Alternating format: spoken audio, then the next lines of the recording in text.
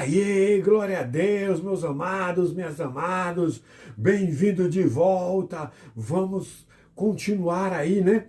A leitura do Evangelho do nosso Senhor e Salvador Jesus Cristo. E você que ainda não foi inscrito no canal, se inscreve no canal. Deixe seu like, dê o seu joinha aí para nós, para ajudar aí a contribuir aí no canal, né? Ative o sininho, aperte em todas para você receber as notificações sempre que for postado um conteúdo novo, né? Você é notificado, compartilhe esse vídeo com outras pessoas para que o Evangelho do Senhor alcance, né?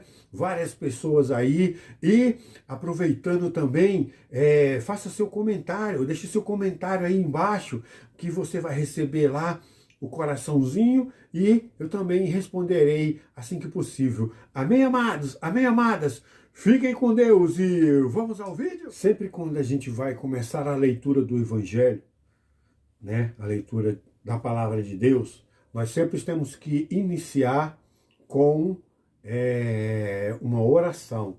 Então vamos fazer uma breve oração para que nós possamos aí adentrar na leitura da palavra. Amém, amados? Curve sua cabeça, coloque sua mão próxima ao seu coração, em sinal de respeito, e vamos orar? Senhor, nosso Deus e nosso Pai, em nome do Teu Filho amado Jesus Cristo, estamos aqui na Tua santa e gloriosa presença para ler da Tua palavra, Senhor. Abra a nossa mente, o nosso entendimento, nos dê sabedoria e discernimentos espirituais para a gente poder ler e compreender o que a gente está lendo. Nós convidamos o Teu Santo e Poderoso Espírito, né, o autor da palavra, para estar conosco durante esses minutos, esses tempos de leitura do Evangelho do Senhor, que nós possamos ser lavados, que nós possamos ser tocados pela Tua palavra. É o que eu te peço, Pai, já te agradeço, em nome do Teu Filho amado Jesus Cristo. Amém e graças a Deus. Glória a Deus, amados e amadas, bem-vindos mais uma vez para mais uns capítulos da palavra do Senhor Jesus, da história do Senhor Jesus, do Evangelho do Senhor Jesus, segundo escreveu o doutor Lucas. Então, sem mais delongas, eu peço para você, pegue a palavra de Deus e vamos à leitura? Capítulo 16. Disse Jesus também aos seus discípulos: havia um homem rico que tinha um administrador, e este lhe foi denunciado como quem estava a defraudar os seus bens. Então, mandando-o chamar, disse-lhe: o que é isto que ouço a teu respeito? Presta contas da tua administração, porque já não podes mais continuar nela. E disse o administrador consigo mesmo: que farei? Pois o meu senhor me tira a administração, trabalhar na terra não posso. Também de mendigar tenho vergonha. Eu sei o que farei, para que, quando for demitido da administração, me recebam em suas casas. Tendo chamado cada um dos seus devedores, do seu senhor, disse ao primeiro: quanto deves ao meu patrão? Respondeu ele: 100 cados de azeite. Então disse: toma a tua conta, assenta-te depressa e escreve 50. Depois perguntou-lhe a outro: tu quanto deves? Respondeu-lhe: 100 coros de trigo. Disse-lhe: toma a tua conta e escreve 80. E elogiou o Senhor o administrador infiel, porque se houvera atiladamente, porque os filhos do mundo são mais hábeis na sua própria geração do que os filhos da luz. E eu vos recomendo: das riquezas de origem iníqua fazei amigos, para que, quando aquelas vos faltarem, esses amigos vos recebam nos tabernáculos eternos. Quem é fiel no pouco, também é fiel no mundo. E quem é injusto no pouco, também é injusto no muito. Se, pois, não vos tornardes infiéis na aplicação das riquezas de origem injusta, pois se não vos tornastes infiéis na aplicação das riquezas de origem injusta, quem vos confiará a verdadeira riqueza? Se não vos tornardes infiéis na aplicação do alheio, quem vos dará o que é vosso? Ninguém pode servir a dois senhores, porque ou há de aborrecer de um e amar ao outro, ou se devotará a um e desprezará o outro. Não podeis servir a Deus e às riquezas. Essa parábola que o Senhor Jesus nos conta aqui, ela é um pouco confusa, mas acontece o seguinte: ele conta a parábola de um administrador infiel, ou seja, ele roubava o seu patrão. E o seu patrão chega, alguém relata para ele o que o funcionário dele estava fazendo, e o senhor dele fala para ele: me dê conta da tua administração, porque estou sabendo o que você está fazendo e vou te demitir. E ele logo se atina, fala bem assim: eu vou ser demitido, então eu vou passar fome, porque eu não quero trabalhar, né? E nem posso mendigar, porque eu tenho vergonha.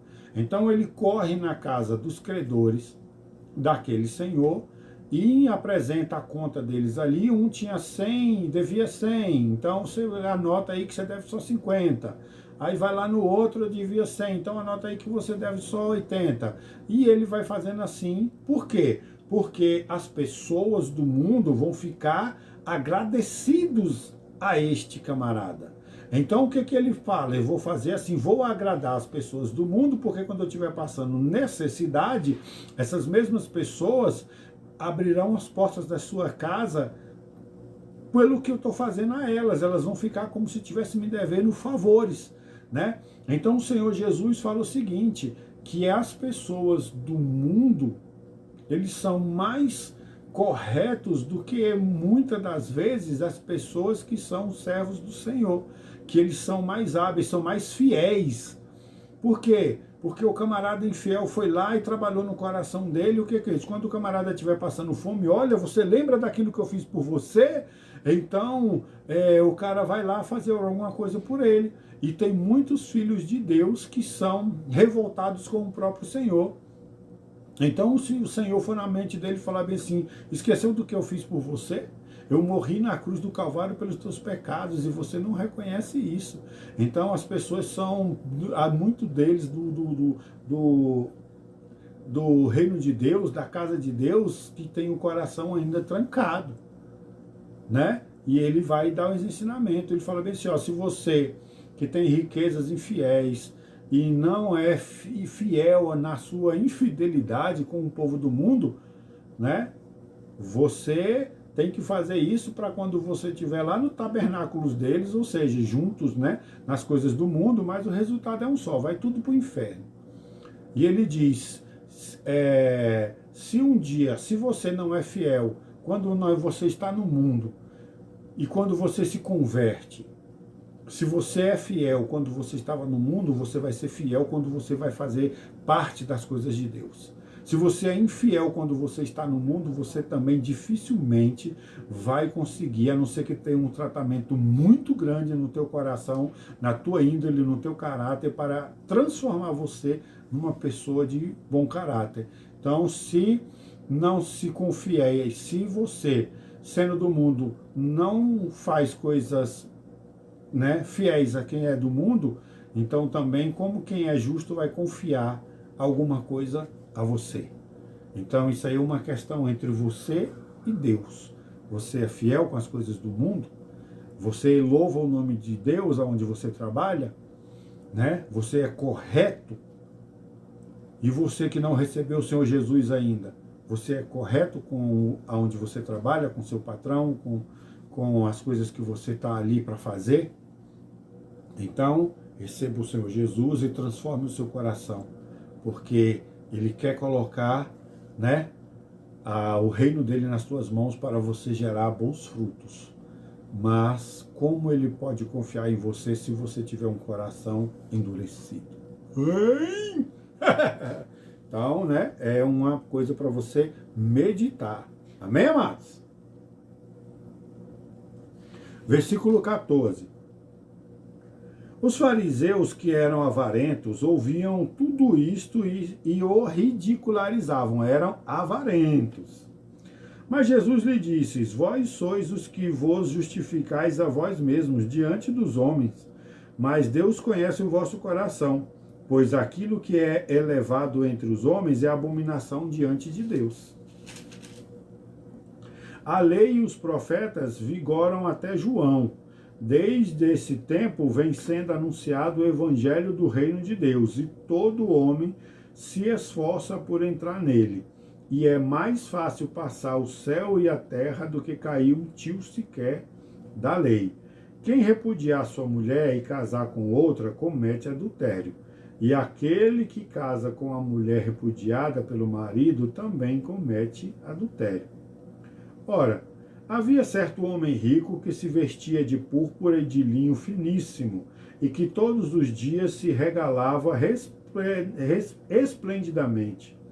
Havia também certo mendigo chamado Lázaro, coberto de chagas, que jazia à porta daquele homem rico, e desejava alinhar-se das migalhas que caíam da mesa do rico, e até os cães vinham lamber-lhes as úlceras. Aconteceu morrer o mendigo e ser levado pelos anjos para o seio de Abraão. Morreu também o rico e foi sepultado. No inferno, estando em tormentos, levantou os olhos e viu ao longe Abraão e Lázaro no seu seio. Então, clamando, disse: Pai Abraão, tem misericórdia de mim, e manda a Lázaro que molhe em água a ponta do dedo e me venha refrescar a língua, porque estou atormentado nesta chama. Disse, porém, Abraão: Filho, lembra-te de que recebeste os teus bens em tua vida, e Lázaro igualmente os males. Agora, porém, aqui ele está consolado, e tu em tormentos. E, além de tudo, está posto um grande abismo entre nós e vós, de sorte que os que querem passar daqui para vós outros não podem, nem os de lá passar para vós. Então replicou: Pai, eu te imploro que mandes a minha casa paterna, porque tem 5 irmãos, para que lhes dê testemunho, a fim de não virem também para este lugar de tormento. Respondeu Abraão: Eles têm Moisés e os profetas, ouça-nos. Mas ele insistiu: Não, pai Abraão, se alguém dentre os mortos for ter com eles, arrepender-se-ão. Abraão, porém, lhe respondeu: Se não ouvem a Moisés e os profetas, tampouco se deixarão persuadir, ainda que ressuscite alguém dentre os mortos. Aqui o Senhor Jesus conta a parábola, de o rico e Lázaro. Por quê? Porque os fariseus se mostram avarentos. Ele acabou de falar a parábola que ninguém pode servir a 2 senhores, a Deus e a Mamon, ou seja, as riquezas. E ele está falando forte aqui ao coração desses fariseus e desses escribas aqui. E ele conta, porque os escribas e os fariseus, eles queriam o reconhecimento das pessoas, o reconhecimento humano. Então aquilo ali eles já tinham e estava pago. O que eles queriam é o reconhecimento do homem. Então, toma o reconhecimento do homem, mas não o reconhecimento de Deus. E Jesus conta a parábola de um homem rico que se fartava fartamente, e aqui na terra ele vivia, de farturas, de riquezas, e na porta dele tinha um mendigo que vivia doente e cheio de feridas, e desejava comer das migalhas que caíam da mesa, e até os cachorros iam lá e lambiam as chagas daquele mendigo. E acontece que aquele mendigo morre, e os anjos os levam para o seio de Abraão, para os braços de Abraão.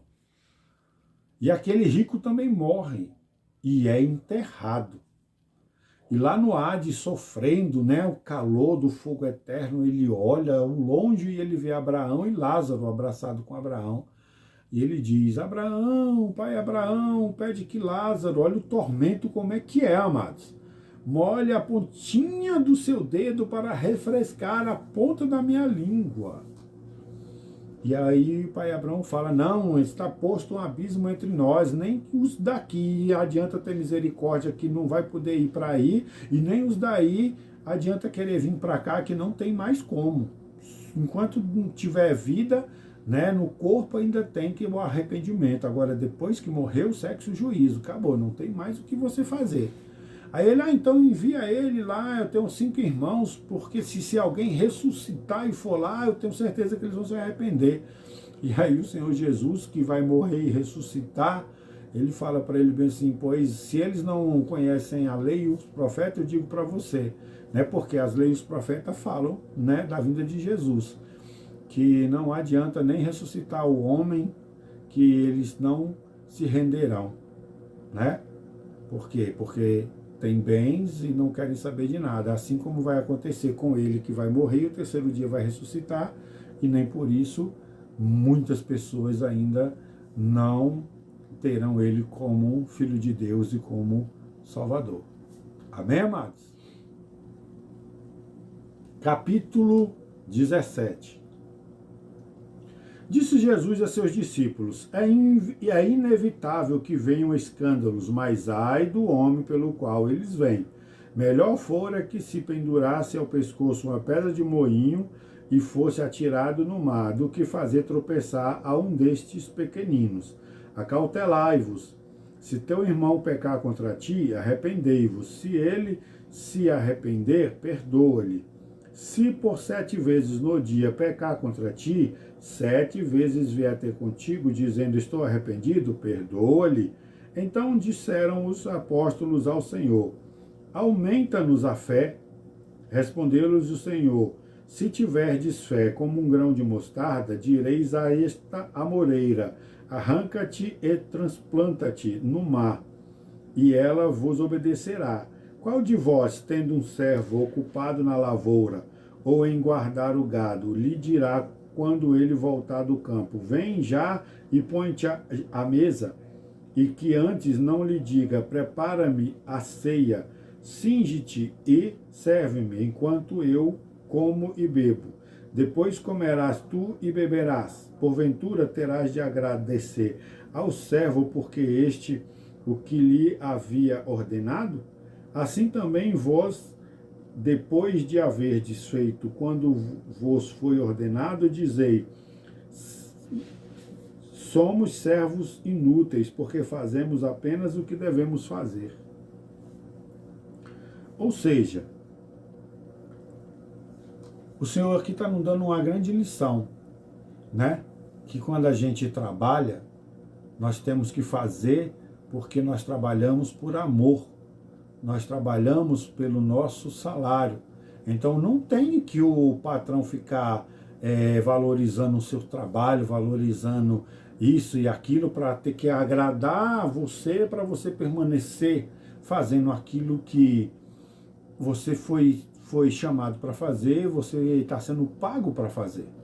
Então isso aí é uma obrigação. Amém, amados? Você fazer bem o que você é chamado para fazer. Se é para trabalhar para o reino de Deus, faça o seu melhor. Se é para trabalhar numa empresa do mundo, pois honre o nome do Senhor aonde você estiver. Amém, amado? Porque os escribas e os fariseus, mais uma vez, queriam reconhecimento do homem. Amém? Versículo 11. De caminho para Jerusalém, passava Jesus pelo meio de Samaria e da Galiléia. Ao entrar numa aldeia, saíram-lhe ao encontro 10 leprosos, que ficaram de longe e lhe gritaram, dizendo, Jesus, mestre, compadece-te de nós. Ao vê-los, disse-lhe Jesus, ide e mostrai-vos aos sacerdotes. Aconteceu que, indo eles, foram purificados. Um dos 10, vendo que fora curado, voltou, dando glória a Deus em alta voz, e prostrou-se com o rosto em terra aos pés de Jesus, agradecendo-lhe, e este era samaritano. Então o Senhor Jesus lhe perguntou, não eram 10 os que foram curados? Aonde estão os 9? Então houve porventura quem voltasse para dar glória a Deus, senão este estrangeiro? Disse-lhe: levanta-te e vai, a tua fé te salvou. Então, o Senhor Jesus está passando entre Samaria e a Galileia. Então aqui, provavelmente, ele está próximo de um leprosário. Eu já expliquei aqui que leprosário era um local reservado para as pessoas que tinham lepra. Eles não podiam estar nas aldeias, eles não podiam estar junto com as outras pessoas, porque eles eram considerados malditos, né? Por causa da lepra. Por isso que a palavra nos afirma que quando eles enxergam o Senhor Jesus, eles param de longe, e de longe eles falam com ele: Senhor, tem misericórdia de nós. E aí o Senhor Jesus vai e fala: então vão e se apresentem ao sacerdote. E quando eles estão a caminho, a cura acontece. Eles são curados. Então, um deles reconhece, volta até onde está Jesus, prostra-lhe com o rosto em terra, em reconhecimento a ele como Filho de Deus. Já falei aqui que judeu só se prostra diante de Deus, eles não se prostram diante de homem nenhum. Então, quando a palavra nos diz que alguém se prostrou aqui diante do Senhor Jesus, ele está reconhecendo Jesus como o próprio Filho de Deus, como o próprio Deus. Então o Senhor Jesus fala: mas não eram 10 os que foram curados, só um voltou? Isso quer dizer o seguinte, amados, não quer dizer que os outros 9 voltaram a ser leprosos, não. Eles foram curados. E vão se apresentar lá e vão receber a carta lá para se reintegrar à sociedade. Porém, aquele que volta, o que ele diz aqui no finalzinho? Vai-te em paz, a tua fé te salvou. Além dele receber a cura, ele recebe a salvação. Então, é isso. Tem gente que se aproxima de Jesus querendo uma cura, querendo um milagre, querendo um benefício financeiro para trocar de carro, para trocar de casa, para ganhar um emprego melhor, para ganhar um salário melhor, e por aí vai. Então, cada um tem de acordo com o que o coração dele se procura em Jesus. Se procura apenas milagres, vai achar os milagres e vai seguir o seu caminho. Se acha e procura o abençoador, o Filho de Deus, vai encontrar o abençoador, o Filho de Deus, e vai receber a salvação eterna, além da cura. Amém, amados? Versículo 20.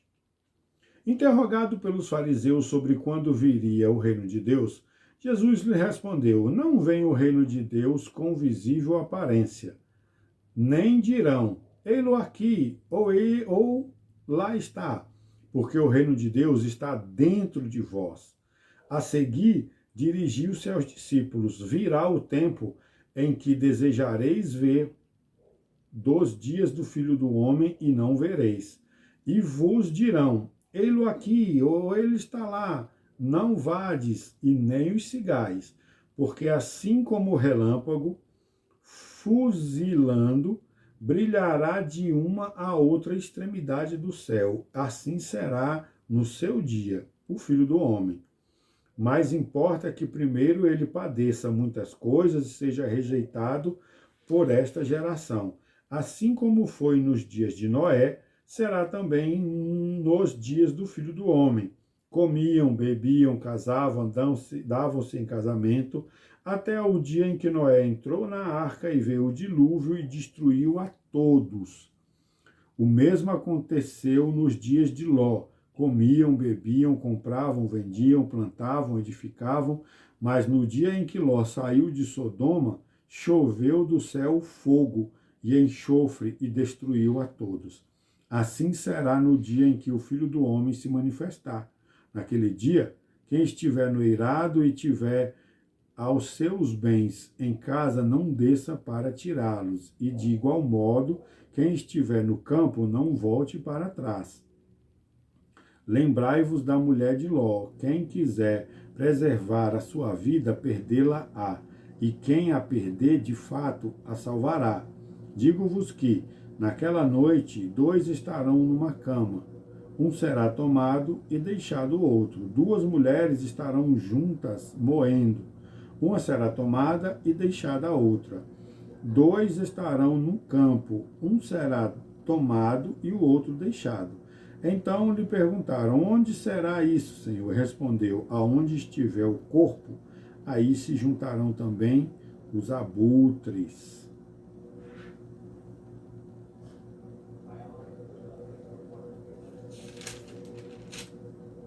Amém, amados? O que ele está querendo falar com essa parábola aqui? Ele está querendo ensinar aos escribas e aos fariseus e aos seus próprios discípulos, que eles ficam questionando, né? Qual é o dia dele? Como é que vai acontecer essas coisas? E ele diz: nos dias de Noé, as pessoas casavam, se davam casamento, que eu já falei aqui, até o dia em que Noé entrou na arca. Por isso que a gente sabe que a história de Noé é real. A mesma coisa ele faz referência à história de Ló. No dia que Ló sai de Sodoma com a sua família, aí cai fogo do céu e detona todo mundo de Sodoma, né? Então lá também o povo casava, vendia, plantava, construindo até o dia que Ló saiu. Pois nós estamos esperando a segunda vinda do Senhor Jesus e anunciando este evangelho. Então aquele que crê será salvo e for batizado, né, crê verdadeiramente com o coração, será salvo. Mas quem não crê, quando morrer ou quando Jesus voltar, ele diz para os discípulos, né, aí ele vira para eles: olha, quando vocês escutar, olha, eu vi Jesus ali, eu vi Jesus acolá, eu vi Jesus, não creais, porque a volta de Jesus, ela será única.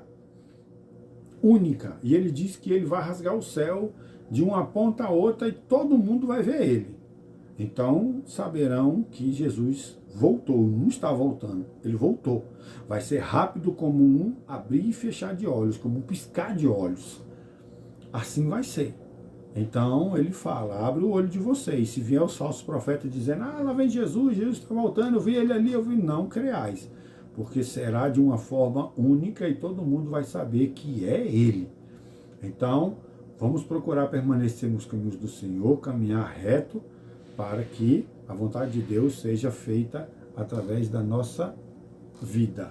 Amém, amados? Vamos ao capítulo 18. Disse-lhe Jesus uma parábola sobre o dever de orar sempre e nunca esmorecer. Havia uma certa cidade um juiz que não temia a Deus, nem respeitava homem algum. Havia também, naquela mesma cidade, uma viúva que vinha ter com ele, dizendo: julga minha causa contra o meu adversário. Ele, por algum tempo, não a quis atender, mas depois disse consigo: bem que eu não temo a Deus, nem respeito homem algum. Todavia, como esta viúva me importuna, julgarei a sua causa, para não suceder que por fim venha a me molestar-me. Então disse o Senhor: considerai no que diz este juiz iníquo.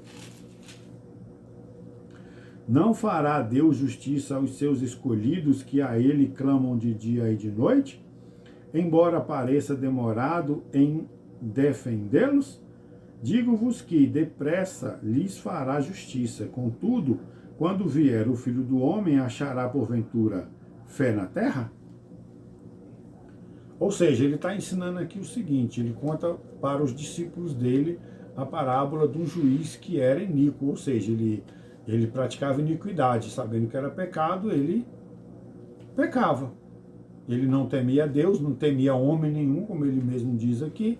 Só que essa mulher ficou insistindo. Todo dia ela ia para a porta lá do fórum e ficava insistindo com ele: julga minha causa a meu favor, julga minha causa a meu favor. Então ela insistiu tanto que ele se sentiu importunado e ele falou: vou julgar logo a causa dessa mulher em favor dela, porque aí ela não vai mais me perturbar.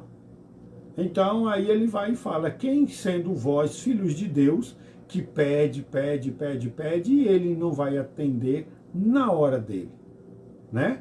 Mas, porém, não desanime, não desfaleça na sua fé, permaneça crendo, firme, que assim a sucederá na sua vida. Então nós temos que ser paciente e nós temos que estar, sim, confiando no Senhor, que o tempo dele é bom, agradável e perfeito. Amém, amados? Versículo 9. Propôs também esta parábola a alguns que confiavam em si mesmos, por se considerarem justos, e desprezavam a outros. 2 homens subiram ao templo com o propósito de orar, um fariseu e o outro publicano.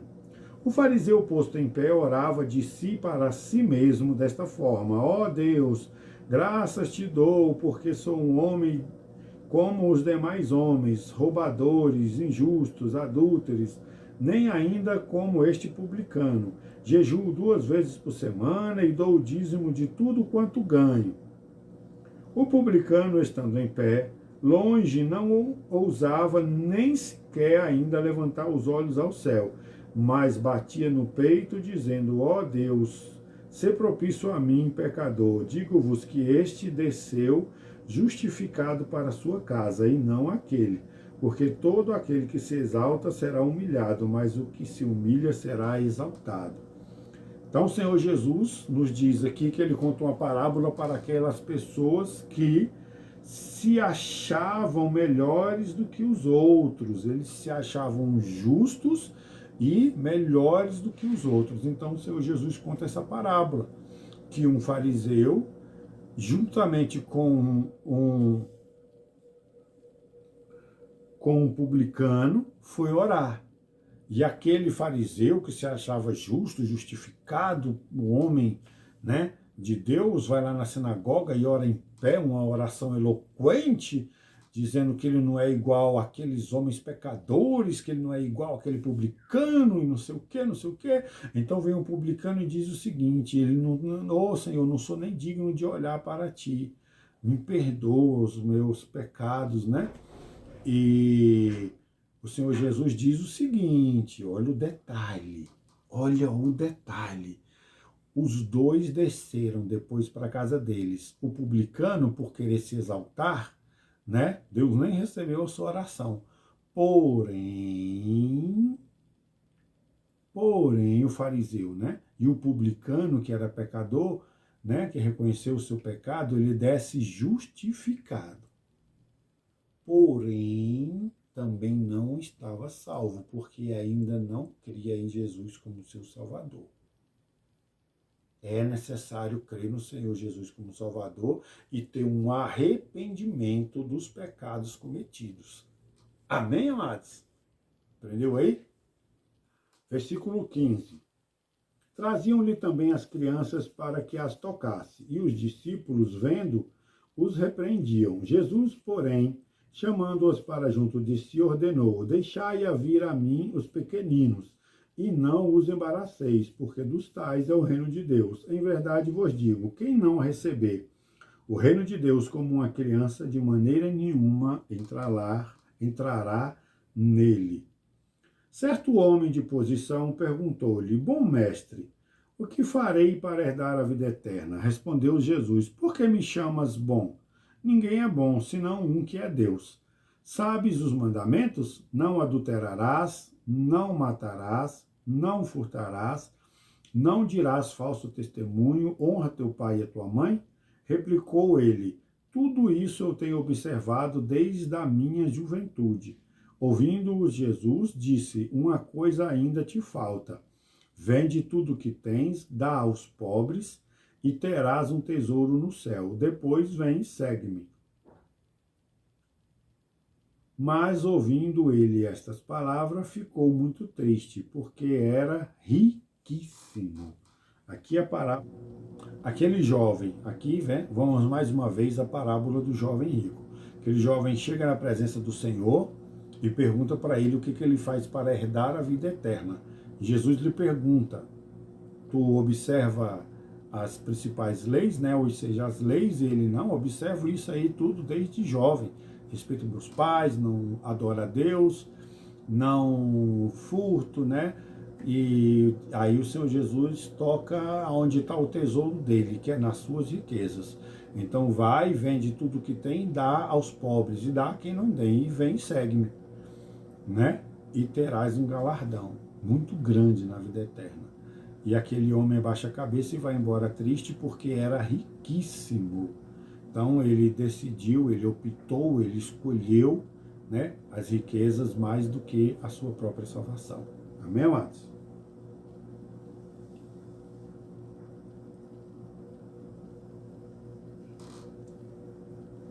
Versículo 24. E Jesus, vendo-o assim triste, disse: quando dificilmente entrarão no reino de Deus os que têm riqueza, porque é mais fácil passar um camelo pelo fundo de uma agulha do que entrar um rico no reino de Deus. E os que ouviram disseram: sendo assim, quem pode ser salvo? Mas lhe respondeu: os impossíveis dos homens são possíveis para Deus. E disse Pedro: eis que nós deixamos nossa casa e te seguimos. Respondeu Jesus: em verdade vos digo que ninguém há que tenha deixado casa, ou mulher, ou irmão, ou pais, ou filhos, por causa do reino de Deus, que não receba no presente muitas vezes mais e no porvir a vida eterna. Aí aqui o Senhor Jesus diz: quão difícil será um rico entrar no reino de Deus, porque aonde está o seu coração, ali está, aonde está o seu tesouro, ali também está o coração. E ele diz, né, a famosa parábola, né, que é mais fácil um camelo passar pelo fundo de uma agulha do que um rico entrar no reino de Deus. Isso significa o seguinte, amados: na época de Cristo, existia lá no templo, para entrar em Jerusalém, uma porta que aos sábados não podiam se trabalhar lá e passavam pouquíssimas pessoas. E eles fechavam toda Jerusalém e se ficavam aberta apenas uma porta muito estreita, onde só se passava uma pessoa de cada vez, né? E uma pessoa tranquilo, esbelto.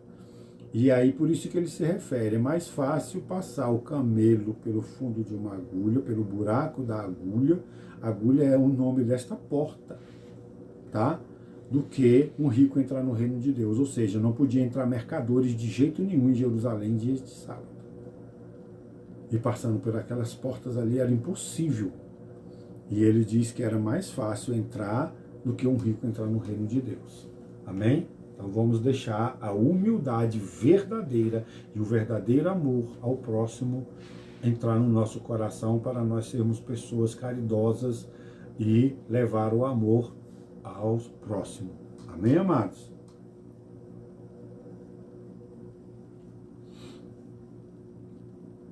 Versículo 31. Tomando consigo os 12, disse-lhe Jesus: eis que subimos para Jerusalém, e vai cumprir-se ali tudo quanto está escrito, por intermédio do profeta, no tocante ao Filho do Homem. Pois será ele entregue aos gentios, e escarnecido, ultrajado e cuspido, e depois de o açoitarem, tirar-lhe-ão a vida. Mas ao terceiro dia ele ressuscitará. Eles, porém, nada compreenderam acerca destas coisas, e o sentido destas palavras lhe eram encobertos, de sorte que não percebiam o que ele dizia. Aconteceu que, ao aproximar-se ele de Jericó, estava um cego assentado à beira do caminho, pedindo esmolas. E, ouvindo o tropel da multidão que passava, perguntou o que era aquilo. E anunciaram-lhe que passava Jesus, o Nazareno. Então ele chamou: Jesus, filho de Davi, tem compaixão de mim. E os que iam na frente o repreendiam para que se calasse. Ele, porém, cada vez gritava mais: Filho de Davi, tem misericórdia de mim. Então parou Jesus e mandou que lhe trouxessem. E, tendo ele chegado, perguntou-lhe: o que queres que eu te faça? Respondeu-lhe o Senhor: que eu torne a ver.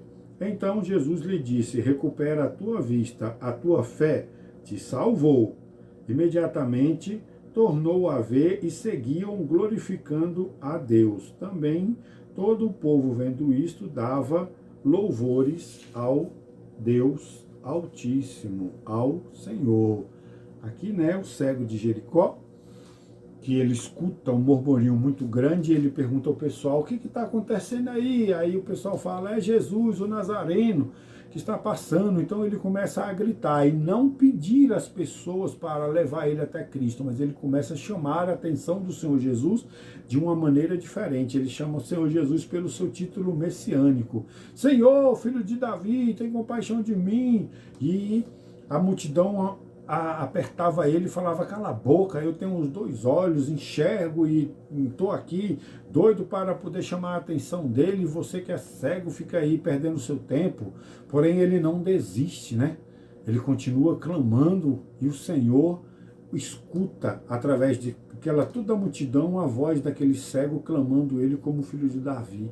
Então ele se aproxima do cego e diz, o que é que tu queres que eu te faça? Ele diz que eu veja. E ele diz, eu quero então, veja, recupere a tua vista. E ele diz àquele homem, então vai que a tua fé te salvou. Então tem pessoas que reconheciam Jesus, recebiam a salvação e a cura. E tinha outros que recebiam apenas a cura. Que tipo de cristão é você? É o cristão verdadeiro, que recebeu a cura e a salvação? Ou é o cristão que só quer saber das bênçãos? Só está recebendo bênção e não o abençoador. Amém, amados? Então nós ficamos por aqui com mais este vídeo e até o próximo vídeo, até a leitura do próximo vídeo, se Deus quiser.